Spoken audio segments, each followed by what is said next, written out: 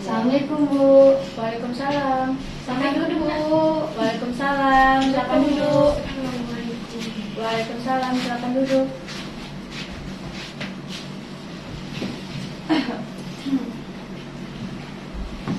Di sini teman-teman sekalian datang ke sini mau ngapain ya? Mau konseling Bu. Oh, mau konseling. Oke. Bentar ya. Sebelum kita memulai konseling hari ini, ada baiknya kita berdoa menurut agama dan kepercayaan masing-masing. Untuk teman-teman yang ingin memulai doa, siapa? Oke, untuk Kak, silakan Kak. Ayolah kita berdoa menurut agama dan kepercayaan masing-masing. Berdoa apa? Berdoa selesai. Oke.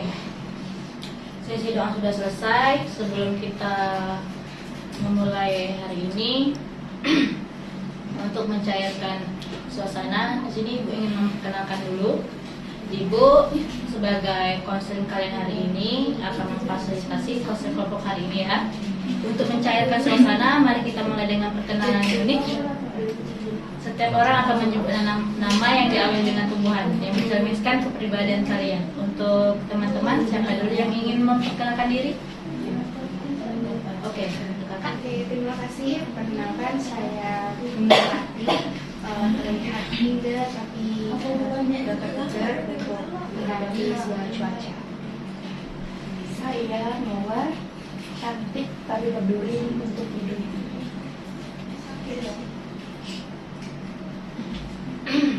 Saya pohon bambu, mudah bergoyang tapi tidak mudah patah. Saya matahari yang selalu mencari pujian kalau mencari untuk kawan. Oke. Untuk saling mengingat nama, ada banyak kita mengulangi ya. Kira-kira untuk Kakak, silakan diulangi nama teman-temannya. Berarti bambu, matahari. Untuk Kakak, silakan. Melati, mawar, matahari. Oke. Udah ingat ya?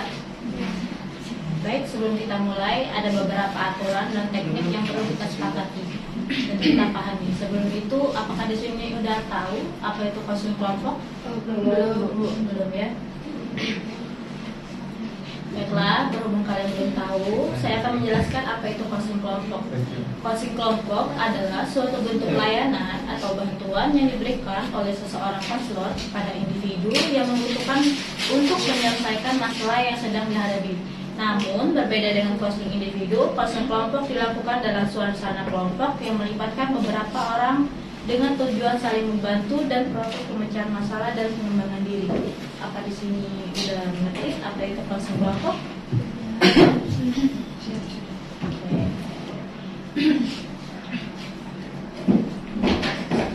Sekarang Ibu akan menjelaskan mengenai tujuan konseling kelompok. Apa di sini teman-teman sudah tahu apa sih tujuan konseling kelompok?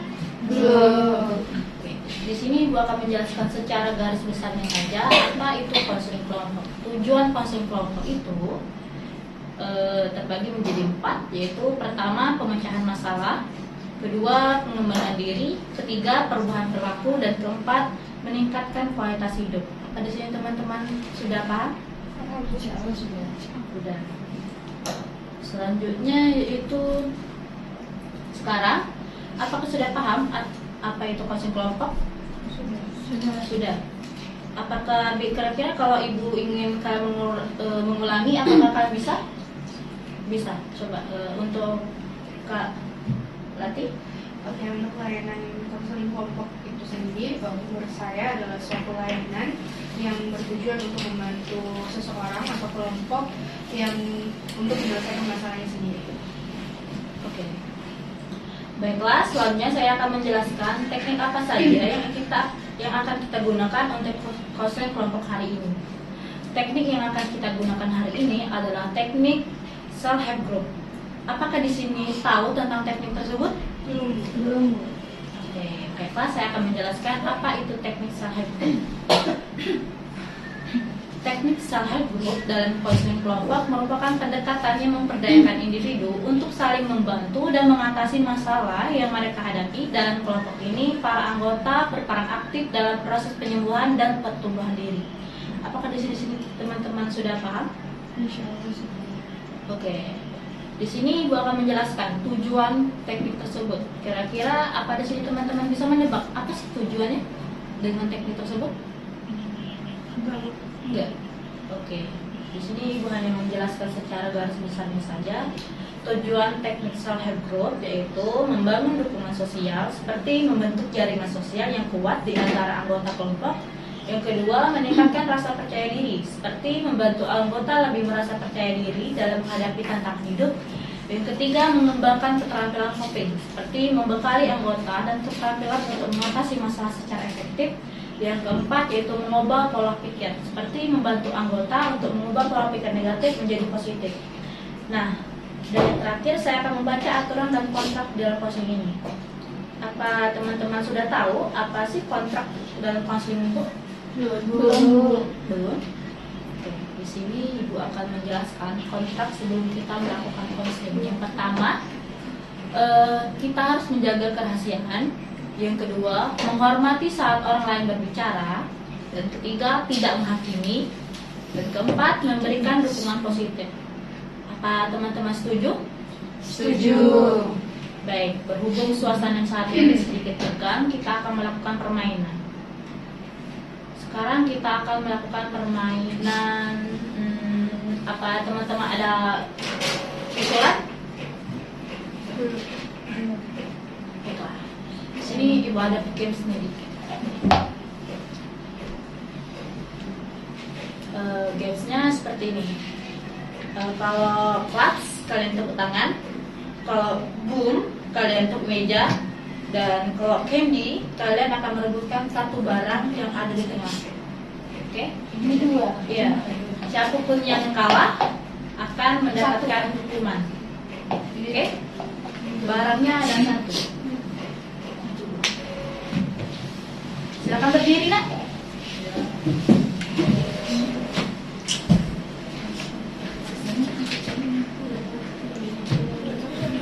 Oke. Are you ready? Ready. Claps. Claps. Claps. Boom. Oke. Untuk Masih yang tadi dengan aku Kak jam 2. Bambu, apa teman-teman ada rekomendasi hukuman untuk Kak Bambu? Nyanyi. Chat beda. Nyanyi. Oke, untuk Kak Bambu dipersilakan nyanyi. Silakan duduk yang lain.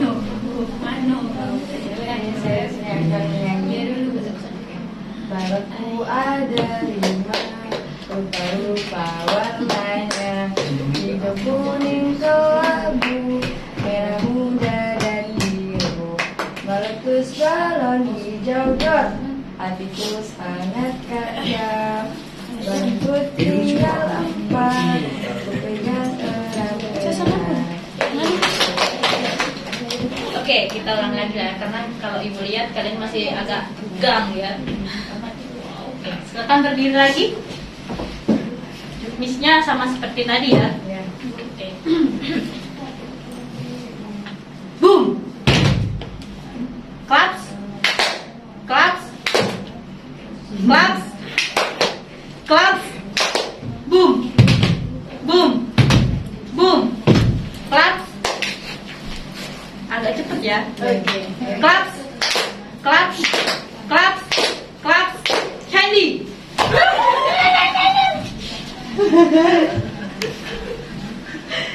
Oke, yang mendapatkannya adalah Kak Mawar. Jadi Kak Mawar nih, kira-kira mau ngasih hukuman apa untuk teman-temannya? Nyanyi barengan. Oke, nyanyi barengan. Oke, silakan. 1, 2, 3. Lihat kebunku penuh dengan bunga, ada yang putih dan ada yang merah. Setiap hari tersiram semua, melati semuanya indah. Oke, silakan. Oke. Iya. Gimana rasanya setelah kita melakukan games tadi? Relax. Iya. Relax ya. Iya. Sekarang kita akan memasuki ke tahap selanjutnya. Itu tidak perlu merasa cemas atau ragu untuk berbagi. Kita semua di sini untuk saling membantu. Untuk Kak Melati, dipersilakan untuk mengungkapkan kira-kira apa sih yang Kakak ingin bagikan kepada kami. Oke, makasih sebelumnya kepada Bu Gita karena terima kasih kepada Ibu Gita karena sudah memberikan saya kesempatan untuk berbicara. Di sini saya ingin bercerita sedikit masalah pribadi saya tentang konflik saya dengan saudara kandung saya. Saya itu dengan saudara kandung saya itu merasa sedikit iri karena ada beberapa momen orang tua saya itu lebih mementingkan kakak saya dibanding saya. Jadi saya tuh akan sedikit menanamkan rasa iri sama beliau gitu. Terus lama kelamaan rasa iri itu tiba-tiba jadi rasa benci. Kayak kalau kakak tuh misal nih kalau dia dapat sesuatu dari ayah misal hadiah. Nah terus aku tuh kadang kayak iri dengan kakak bilang kenapa sih dapat hadiah kok aku enggak gitu. Terus juga sering bicara juga sama kakak terus berantem karena masalah iri gitu. Oke, terima kasih untuk Kak Melati sudah berbagi. Selanjutnya untuk Kak Mawar, dipersilakan untuk berbagi Kak. Baik, terima kasih. Di sini saya ingin menceritakan tentang masalah pribadi saya.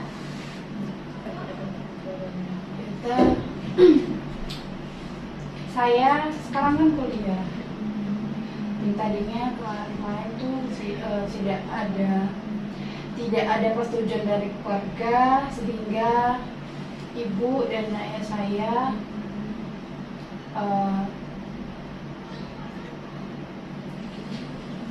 intinya tuh keluarga saya sebelah ayah tidak mengizinkan saya untuk kuliah. Jadi di banyak perbincangan di antara keluarga saya yang membuat saya intinya tidak percaya dengan saya untuk jauh dari rumah. Terima kasih untuk Kak Mawar sudah berbagi sedikit ceritanya. Sekarang untuk Kak Matahari, dipersilakan untuk berbagi. Baik, terima kasih Ibu Gita. Saya memiliki masalah di rumah dengan kedisiplinan, terus selalu dikekang sama strict parent, termasuk sama orang rumah. Oke, baiklah. Terima kasih atas keterbukaan kalian semua. Jadi dari permasalahan kalian berempat, kira-kira permasalahan siapa sih yang kalian ingin memperdalamkan dulu? Kak Mawar. Oke, permasalahan Kak Mawar ya. Yes. Untuk Kak Mawar, apakah setuju untuk diperdalam masalahnya Kak? Iya. Oke. Selanjutnya untuk Kak Mawar, dipersilakan memperdalam Kak ceritanya. Baik. Di sini permasalahannya antara keluarga saya dari pihak ibu saya dan bapak saya. Jadi permasalahannya sebelum saya kuliah, sebelum saya di sini, jadi ada permasalahan antara perizinan dari keluarga bapak saya yang tidak mengizinkan saya untuk kuliah. Jadi banyak perbincangan ngapain mau kuliah, gitu kan. Tadi juga bawa guntingan, tes pulang. Jadi berhubung sekarang kan nggak ada tempat cerita lagi, soalnya bapaknya sudah nggak ada. Jadi buat sulit untuk saya berkomunikasi kepada keluarga saya, dan cerita apapun itu membuat saya sulit untuk berkomunikasi. Lebih baik dikatakan untuk trauma untuk ngomong sama keluarga atau yang lebih dekat. Iya, takut untuk apalagi sekarang kan nggak punya teman untuk dipercaya. Oke. Di sini ada kakak-kakak yang ingin berpendapat mengenai masalah Desi. Oh, kalau dari aku sih untuk masalah Kak Desi ini dari Kak Mawar ini cukup sulit ya, karena apalagi kalau udah menyangkut keluarga gitu. Oh ya, aku mau tanya nih, sebelumnya misal kalau kamu lagi liburan semester kuliah, tante kamu tuh masih sering suka bilang-bilang kayak gitu nggak sih? Enggak. Soalnya kayak aku tuh lebih kebanyakan tuh nggak keluar, Di rumah. di rumah aja, di kamar gitu, nggak keluar. Kalau ada perlu keluar. Tapi masih sering komunikasi sama dia. Beliau kan jauh, jadi nggak sering ketemu. Oke. Mereka tuh kayak dia sekarang kami. Oke, baik. Mari kita coba teknik Songebrook untuk menyelesaikan masalah Kak Mawar. Setiap dari kita akan berbagi strategi yang pernah berhasil dalam menghadapi konflik keluarga mengenai agak mencangkut masalah Kak Mawar. Untuk Kak Bambu, apa yang sudah pernah kamu coba untuk menyelesaikan masalah yang mengenai seperti Kak Mawar? Kalau menurut saya sih, pengalaman saya, kamu tuh harus ada satu orang gitu ya dipercaya buat apa, biar nggak harus dipendem-pendem gitu cerita apa. Kalau mau cerita harus ada satu aja orang, kayak biar kita tuh cerita yang harus kamu percaya gitu, orang yang benar-benar kamu percaya, biar nggak semuanya tuh harus dipendem gitu, biar adalah kamu ceritanya. Kalau masalah kayak masalah dikatain keluarga, udah biarin aja, kayak udahlah kayak angin lewat aja gitu. Kalau menurut saya gitu. Untuk teman-teman yang lain, langsung saja reflect. Menurut pengalaman saya ya, buktiin aja kalau omongan dia tuh salah gitu loh. Jadi kamu harus kejar dari salahmu gitu. Kalau dari saya sendiri, karena saya juga udah pernah ngalaminnya, lebih baik kita diemin aja orang yang kayak gitu, terus kita buktiin sama dia kalau kita bisa, dan kita tuh anggap aja dia tuh kayak angin lewat. Tapi untuk ini kan masih keluarga nih, apalagi keluarga dari, maaf ya, almarhum ayahnya Mawar, masih harus menjalin komunikasi lebih baik lagi sama dia, walaupun kadang hati kita tuh kayak ngerasa ogah-ogahan buat ketemu. Nah nanti kayak udahlah, nggak apa-apa, udah anggap aja kayak angin lewat. Kamu harus buktiin terus ke dia kalau kamu tuh bisa jalanin kuliah ini sampai tamat. Iya benar.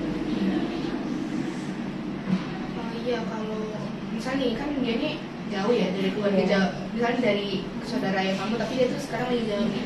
Tapi masih ada sering nggak kamu dengar kayak dia masih ngata-ngatain tapi lewat dari orang lain gitu? Untuk ngatain aku ya, enggak pernah. Tapi ibu pernah cerita kalau dia sekarang tuh jadi perbincangan omongan keluarga ayah.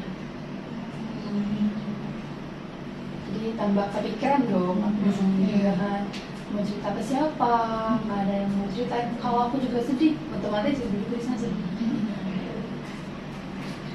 Kalau dari aku ya, saran dari aku ya, kita bisa, kamu kan kali ini kan nggak komunikasi nih sama orang rumah atau gimana, kamu lebih membuka diri sama ibu kamu untuk bercerita tentang masalah ini, jangan mendem sendiri. Karena kalau kita komunikasi kita putus sama orang tua itu rasanya kayak gimana gitu, nggak enak. Kalau dibilang putus enggak ya, lebihnya tuh kalau seneng-seneng gitu. Iya tuh walaupun lagi down, otomatis komunikasi itu harus nyambung dong. Ya bilang bukan berarti aku misalnya aku lagi kan aku bilang enggak ya gitu, kayak lebihnya tuh anak sama ibu gitu komunikasi gitu, nggak terputus gitu. Tapi kalau aku memang lagi mau sendiri, ya nggak apa-apa, jadi hilang aja.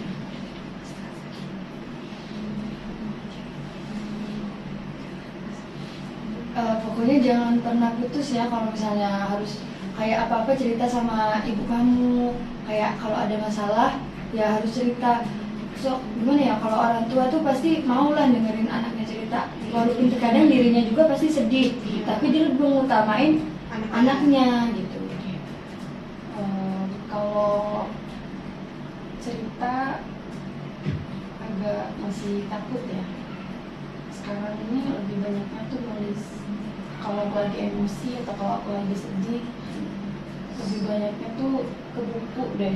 Nulisnya tuh luapannya aku tuh di buku, karena aku nggak punya teman, nggak punya teman untuk diceritain, nggak punya teman untuk teman cerita gitu.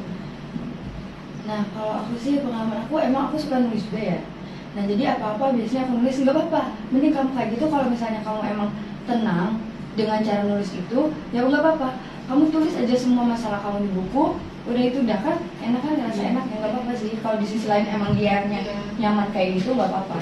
Nggak usah dipaksa Iya. juga kalau mau. Kita nggak bisa maksa gitu kan, kalau mau kalau nggak mau emosi. cerita ke orang lain ya udah ngajar nulis Ya, buku. karena ngelakuin emosi itu beda-beda. Iya. Dengan beda. Beda pendapat juga. Iya. Gitu kan. Nah, nggak apa-apa kalau misalnya emang kamu kayak gitu, ya nggak apa-apa. Nggak semua orang itu ada tempat ceritanya ya. Jadi kalau misalnya emang kamu nyaman dengan menulis, kamu kan bisa gitu kayak nulis apa gitu kan bisa. Kamu jadi suka nulis kan jadinya, atau bisa nanti nulis naskah atau nulis apa gitu, nulis novel kan bisa. Dengan cara kayak gitu, nguapin emosi Iya, kan benar, namanya. benar. Jadi bisa jadi satu karya. Bisa menghasilkan. Bisa jadi loh nanti kamu jadi penulis hebat. Menghasilkan uang kan. Iya, bisa Jadi gitu. sekarang tuh kalau lebih banyak itu penulis ya, walaupun cerita nggak ada orang gitu kan, lebih kayak ke jurnal gitu. Iya bisa jadi kok. Oke, baiklah. Dan pada sini kira-kira hasil dari konseling hari ini, apakah teman-teman di sini bisa berbagi apa sih yang didapatkan hasil dari konseling hari ini? Kalau hasil konseling yang kita dapetin hari ini tuh, yang pertama kita jangan terlalu mikirin orang lain, terus juga kita jangan terlalu nutup diri sama orang lain, karena kita juga masih butuh percakapan sama orang lain, apalagi bercerita. Karena kalau kita mendem sendiri kan bisa sakit hati dan juga bisa ngelakuin hal-hal yang gak enak gitu. Gitu aja. Untuk teman-teman yang lain? Oke. Kalau saya yang dapat hari ini, saya bisa mungkin kan sama kayak masalah saya ya, komunikasi. Berarti saya tuh merasa kayak harus lebih terbuka lagi dengan orang tua saya. Terus tuh jangan banyak mendem, apa-apa harus juga cerita ke orang lain. Tapi kalau misalnya emang nggak mau cerita ya nggak apa-apa. Kayak jangan ngelakuin hal-hal bodoh gitu. Kayak dengan cara menulis juga nggak apa-apa, kayak kondisi gitu. Kalau menurut saya jangan terlalu dengerin kata orang ya. Fokus sama diri kita sendiri. Soalnya bukan orang yang ngejalanin, diri kita kan yang ngejalanin itu. Jadi kita lebih fokus aja, buktiin ke semua orang gitu. Oke. Nah, untuk untuk Kak Mawar sendiri nih, kira-kira hasil dari di konseling teman-teman nih apa sih yang kakak dapatkan kira-kira? Untuk konseling hari ini baik ya, masukannya udah tuh nggak terlalu baik banget yang bisa diterima buat aku untuk kedepannya. Ada support juga dari mereka. Terima kasih untuk kalian. Ya, sama-sama. Pokoknya aku tuh sekarang tuh merasa Oke, Bella. Untuk Kak Mawar sendiri, kira-kira kesan dan pesan untuk konseling hari ini apa sih? untuk kesan terlebih dahulu ya. Untuk kesannya hari ini konselingnya lebih nyaman, lebih enak gitu, terbuka banget. Dan untuk pesan kedepannya harus seperti ini aja. Untuk teman-teman yang lain, apakah ada mau? Oke, untuk Kak. Kalau untuk aku kesannya hari ini seru, kita bisa sharing pengalaman kita tentang masalah kita secara pribadi dan udah ngambil pelajaran buat apa ke depannya. Nah, terus pesan aku ya, kita lebih harus membuka diri, terus juga kita nggak boleh terlalu mendem masalah, apalagi takutnya kan ada hal-hal bodoh dari pikiran kita, karena manusia itu kan nggak luput dari kesalahan.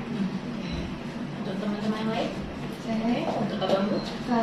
kesan saya untuk hari ini, konseling hari ini lebih enjoy ya dari sebelumnya mungkin sekolah sebelumnya. Nah, lebih terbuka lagi, enak gitu, lega, udah cerita-cerita kan. Pesan saya jangan pernah dengerin omongan orang lain, walaupun orang itu kayak ngomongnya apa, nggak harus kita lakuin gitu ya, biarin aja bodo amat. Terus tuh harus lebih baik aja nih ke depan. Oke, untuk kesannya? Kesan saya pada konseling kali ini kayak seru banget gitu. Terus kesannya fokus sama apa yang kita mau capai, jangan dengar kata bohong. Oke. Kira-kira selesai konseling hari ini, apakah kakak mau melakukan konseling lagi atau bagaimana nih? Mau. Oke. Jadi kita akan bertemu lagi minggu depan ya untuk Iya. membahas perkembangan masing-masing.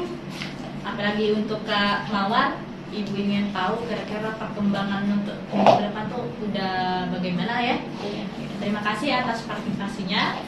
Sebelum kita mengakhiri konseling hari ini, ada banyak kita berdoa dan mengucapkan hamdalah. Alhamdulillahirabbil alamin. Untuk kakak-kakak ingin memimpin doa, Baiklah, berdoa menurut agama dan kepercayaan masing-masing. Berdoa mulai. Berdoa selesai. oke. Baiklah, ayo kita sayonara, Sayonara, sayonara, sampai bertemu.